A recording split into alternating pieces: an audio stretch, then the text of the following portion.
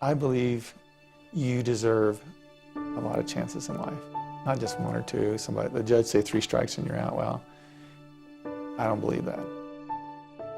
Marion's a very gracious and giving person, and I think it's because of the way he had to grow up. My mother had mental illnesses, so I think we were 3 years old when we were taken away from her. He got passed around a lot. He had a lot of struggles growing up. My dad took us, and then we moved to our grandparents' house. We had no running water. We had an outhouse. He had to just stand there and watch while other people would eat. My brother and I, we dropped out of school after 8th grade. My grandmother said, "You guys need to finish high school." He did stick it out and did get his high school degree. He went to college for a little bit. Stayed a quarter, realized it's very difficult for me to make it financially and otherwise. Later on, I actually came to Utah. I remember I was staying with a friend of mine, and I called my grandmother. I said, "I've got a job. I think it's going to work. I'll have a check in 2 weeks. Can you send me $60? I think when I first met Marion, he was working at ZCMI as a retail salesman. I did calls in the evening for a solicitor, which was a horrible job, and then sold insurance. My first 30 years seemed to be a disaster. Working things out, trying to do things right, didn't seem to work. He was in the same apartment complex as I was, and I think one day we were complaining about the rent, and he mentioned that we could buy these 2 old houses. And then he took me down and showed me, and I go, "You have got to be kidding, these are terrible." But he talked me into, let's buy these and fix them up. Went to the sheriff's cell and convinced the guy that was foreclosing on him to finance me. And he did, so he financed 2 homes for me for $20,000. Ended up buying the whole street, which is about 8 houses. And then it went from there to more and more houses, apartment buildings. And it was all because of him and his drive. I love real estate. That's just a passion I love.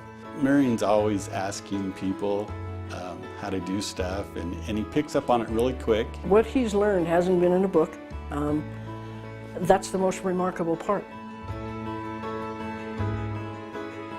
When he first started with Utah Nonprofit, they had a plastic folding table, I think, in the basement, 1 room, and he had 1 other person. We've gone from a staff of 2 to a staff of approximately 120. The beginning years, Marion was battling to find the places where we could build. Now he has the mayors, councilmen from all cities coming to him, asking him to build in their cities. Today, we have over 4,000 units. In Utah, we have probably 2,500. We really do serve the very low income of our communities. Being able to provide housing for them is fantastic. You know, if you're always helping somebody along the way, life's a lot easier. He loves to help people. I've never seen anyone like him. He has provided homes for at least 3,000 people.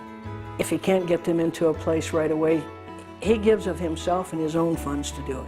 He deals a lot with the problems of specific tenants. Every resident knows his telephone number. They tell me never give my number, but my number everybody has. I've had for 20 years. Marion is, without the doubt, the most gracious and giving person I have ever met. If he isn't giving, he isn't breathing.